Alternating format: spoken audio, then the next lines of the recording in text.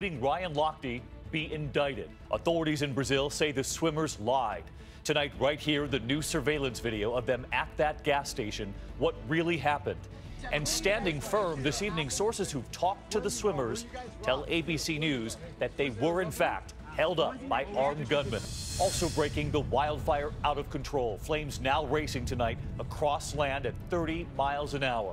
The major headline coming in from Chicago.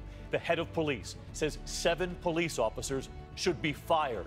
He says they lied after an officer shot and killed a teenager. The well-known American military family and the mother allegedly drowned by her own son. And Usain Bolt, tonight the science, and can you guess how fast he's really going? It explains this smile. This is ABC World News Tonight with David Muir. Good evening, and we begin tonight with a growing Olympic scandal. Late today, Brazilian police are now recommending that U.S. Olympic swimmer Ryan Lochte and another swimmer, James Fagan, be indicted.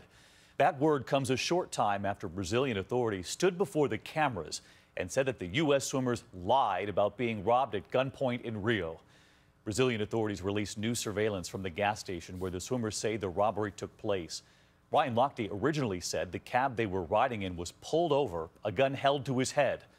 Overnight, authorities pulling 2 of those swimmers off their planes before they could leave Rio. Gold medal winner Ryan Lochte is already back home here in the U.S. So we answer all the questions tonight. What comes next? And we begin here with ABC's Matt Gutman in Rio. As first reported by ABC News, tonight Brazilian police saying that now infamous robbery was fictional. Police claiming these new surveillance videos fill in the missing timeline of what they say was that poorly constructed lie that humiliated the host nation of the Olympics by one of the winningest Olympians in history and his teammates. The police chief saying late today it was all made up. This after 2 of those swimmers involved, Gunnar Benz and Jack Conger, were pulled off their flights heading back to the U.S. overnight. Benz posting this Snapchat video of Conger as they made their way to their plane. This new video emerging of the moments after they were pulled off their flight. Also tonight, the first images we've seen, the 4 entering that club, Club France, around 1:45 a.m. Lochte Snapchatting this inside the club around 2:30 a.m. The swimmers say they left the club at 4, but this video was stamped 5:47 a.m. They arrive at this gas station just after 6 a.m. This surveillance video obtained by ABC News appears to show the men going towards the bathroom. Police say the swimmers kicked down the door, then vandalized the bathroom inside.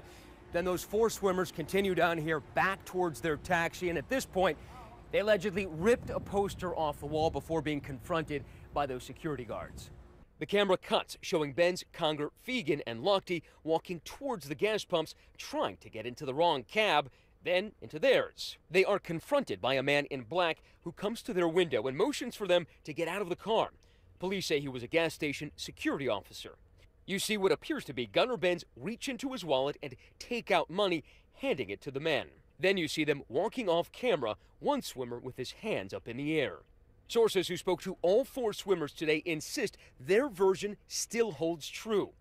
They point to a 3-minute chunk of missing video, which they claim would show the men being held up at gunpoint and bullied to sit down on the curb. The video returns and you see them putting their hands up, Lochte in the middle, standing to get something out of his pocket, appearing to hand it to a man in black. They are then held there by security until 6:20 a.m. Sources telling ABC News exclusively that the men were forced to hand over all of their money, about $400, by those armed men, who were not the police. 40 minutes later, you see them back at the Olympic Village just before 7 a.m., seemingly unfazed. Whatever happened, police saying tonight, it wasn't this. The guy pulled out his gun, he cocked it, put it to my forehead, he said, "Get down," and I was like, I put my hands up, I was like, whatever. We were there today as Benz and Conger were walked into the police station for questioning. There is an intense scrum inside this police station right now. The 2 men are right around here, and everybody is trying to get their first glimpse at them. What the swimmers said, according to the police, there was no robbery. The sources who spoke to the swimmers calling that an outright lie, saying none of the swimmers have changed their story. Brazilian police saying they were initially tipped off by following social media. On Monday, the IOC denying it happened. Then Lochte repeats this story, which was broadcast on NBC. When asked about the suspicious behavior, the International Olympic Committee passes the buck to the U.S. Olympic Committee. Is there any concern that Ryan Lochte and his teammates may have been trying to cover something up? I couldn't possibly comment on that. And Matt Gutman with us live tonight. Matt, police have now requested that those two swimmers, including Ryan Lochte, be indicted. What could they be charged with, and what have you learned about the other two swimmers? David, the recommendation is that prosecutors indict Lochte and Fegan for providing false testimony to police about what they say happened at this gas station. Now, those other two swimmers, they spent 5 hours at that police station, but were allowed to leave. David. Matt Gutman leading us off tonight from Rio. Matt, thank you. I want to bring in ABC's chief legal analyst, Dan Abrams. And Dan, I just want to get to the bottom line here on the discrepancies of the stories. We heard Ryan Lochte early on say that they were in a cab, they got pulled over, he was held at gunpoint, a gun to his head.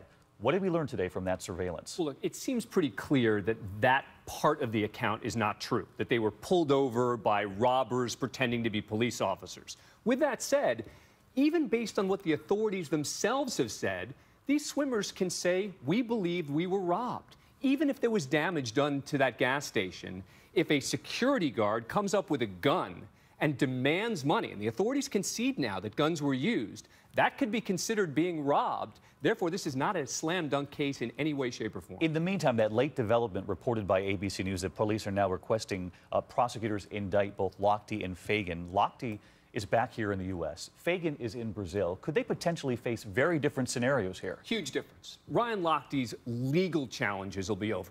He's not going to get extradited to Brazil to face a claim of a false police charge. But Fegan is there. And as a result, Fegan could be tried in Brazil in what would be an expedited trial and could face up to 6 months behind bars. All right, Dan Abrams with us here tonight, and we'll have much more on GMA first thing in the morning. In the meantime, now to the breaking news in the West at this hour. The wildfire burning out of control just 60 miles from Los Angeles. These pictures coming into our newsroom just moments ago. Authorities saying the flames are now moving at a stunning speed, moving across land at 30 miles an hour.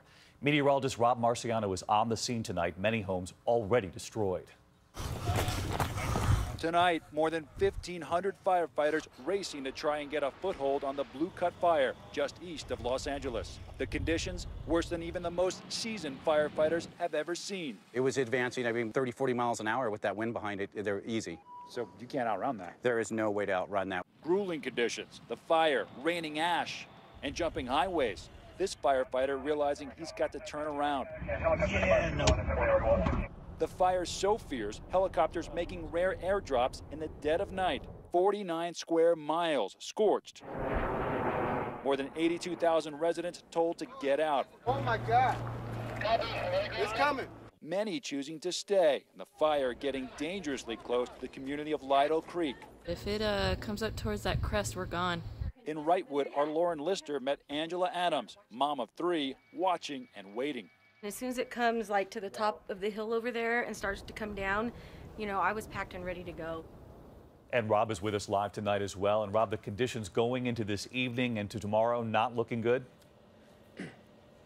No, just like yesterday, the winds have picked up the past couple of hours. The dust has kicked up, smoke and ash all over the place. You can check out our streamlines. The wind coming through Cajon Pass and just squeezing and accelerating. I-15, by the way, open in both directions finally, but gusts of 30 miles an hour, low levels of humidity, so much so red flag warnings have been extended for another day through tomorrow for Southern California. Got them in Utah and the Pacific Northwest, where the heat's really going to crank up. Look at these high temperatures for tomorrow. Medford, 106, 100 degrees in Portland, 94 on Seattle. We do it again on Saturday. Long-term trend, a lot of heat for the Pacific Northwest. Might be seeing more fire starts there in the next 2 weeks. David? Just incredible, fighting the fires in triple-digit heat. Rob, thank you.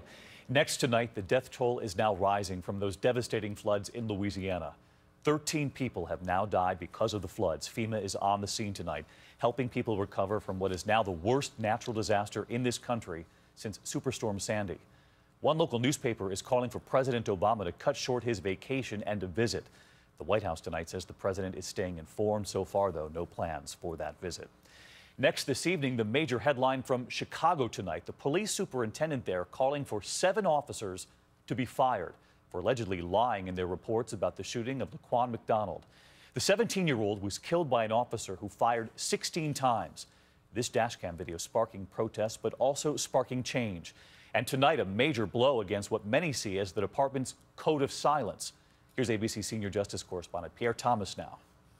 Tonight, those 7 Chicago officers facing firing over the now notorious incident seen in this dashcam video.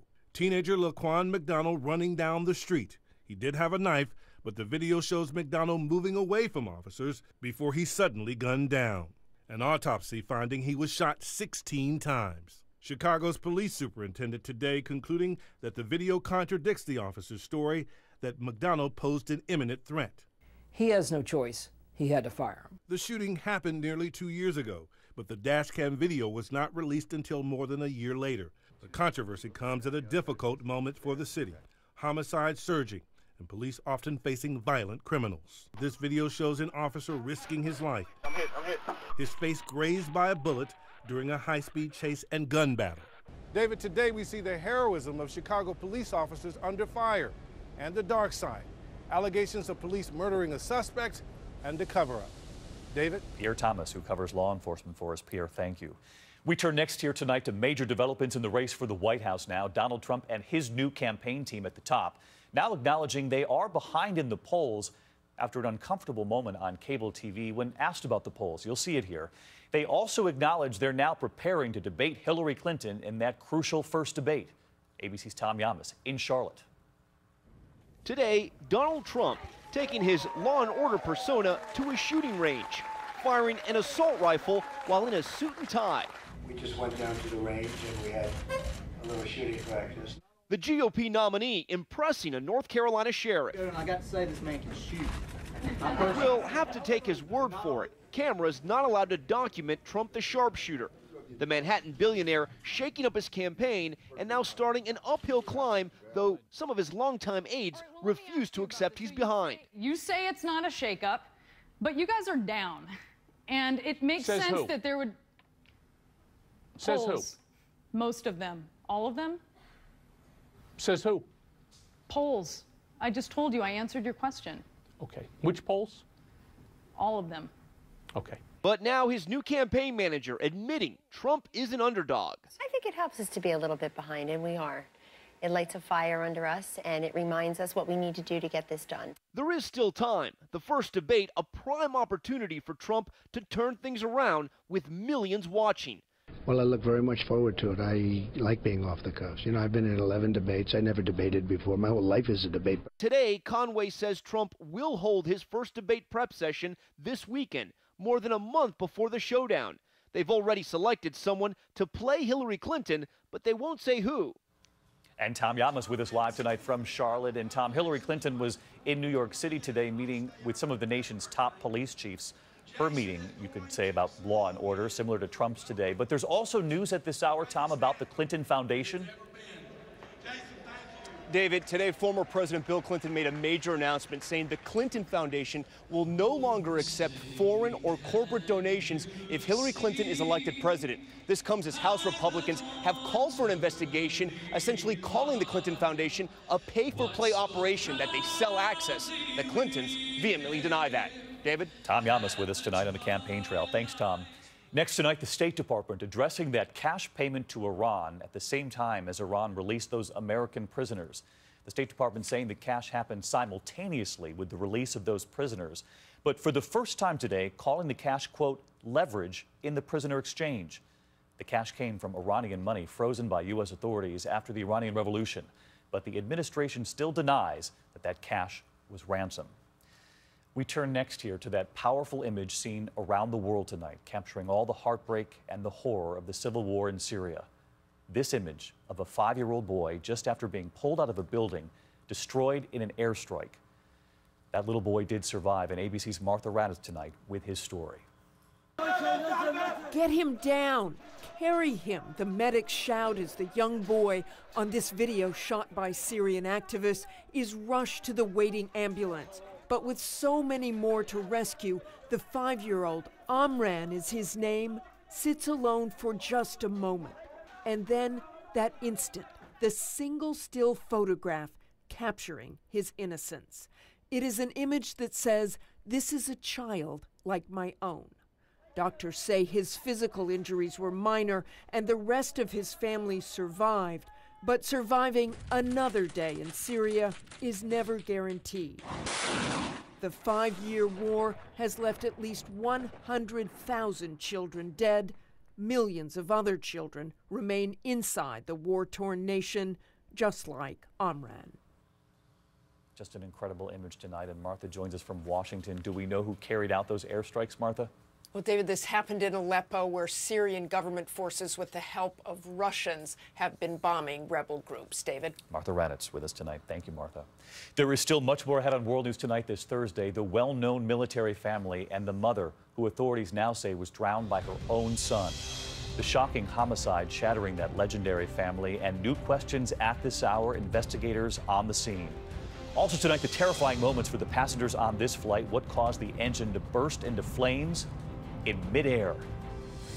And later tonight, back to the Olympics and a positive headline. Why is Usain